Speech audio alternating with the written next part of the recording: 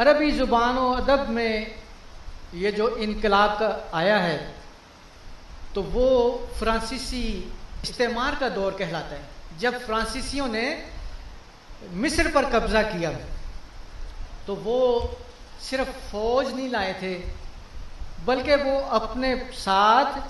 اپنا لٹریچر بھی لے کے آئے تھے، مختلف علوم اور فنون کے ماہرین بھی لے کے آئے تھے۔ مصریوں کو انہوں نے اپنا لٹریچر پڑھایا، مصریوں کو انہوں نے تعلیم کے لیے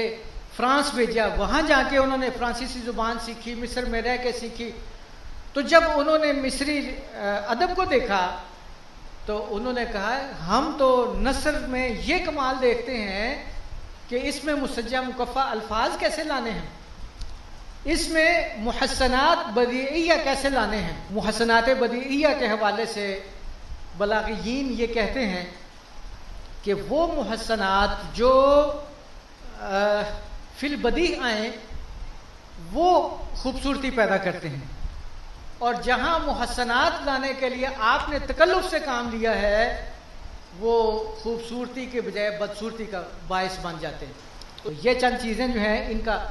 خیال رکھنا کہ آغاز اس کا جو ہے نا وہ بہت پرکشش ہونا چاہیے، وہ قارئین کو اپنے جکڑ لے اس طرح کریں۔